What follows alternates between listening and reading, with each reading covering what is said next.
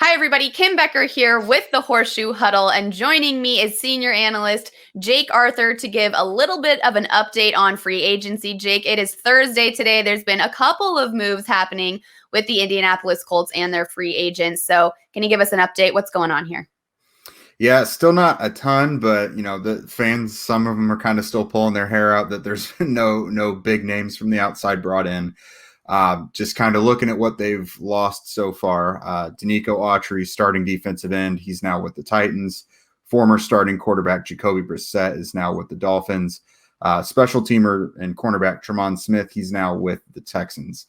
So that's a few names that they can expect not to come back next year. Also starting Mike linebacker Anthony Walker. As of Thursday, Adam Schefter reported that he's meeting with the Browns. So another starter that may be out the door. As far as the Colts in-house guys go that they're looking at, they brought back Marlon Mack, re-signed him to a one-year deal on Wednesday. That one was a little surprising to be the first in-house guy they brought back. Of course, he's a running back coming off an Achilles injury. So to me, that one looked like if he was going to be brought back at all, he was going to be signed somewhere. Maybe it was Indy later in the offseason.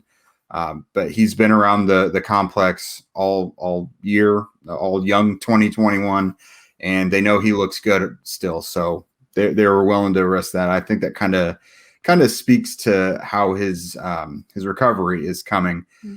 The couple names that I've got circled we might want to check into next, Xavier Rhodes and T.Y. Hilton. Mm-hmm. The markets on them, they're still out there. Apparently, word on the street is the wide receiver market is not great, and all these guys want a little more than teams are willing to pay.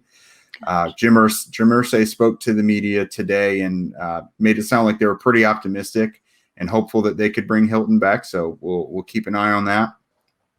And he also kind of mentioned another kind of hot button topic has been the Colts cap space. They've got some extensions to lock up in the next couple years.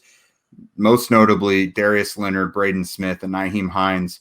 Those are guys going into the final years of their contract. They want them back, so they got to look at extensions. Quentin Nelson, luckily, has the fifth-year option, so they can kind of wait another year until they have to worry about that. But it's just how they allocate money to guys with their contracts over the next couple years. You can't really do a lot signing guys to multi-year deals right now if you have a bunch of money that's kind of already spoken for in the next couple years. So that's been their explanation all offseason about maybe how they were going to slow play free agency.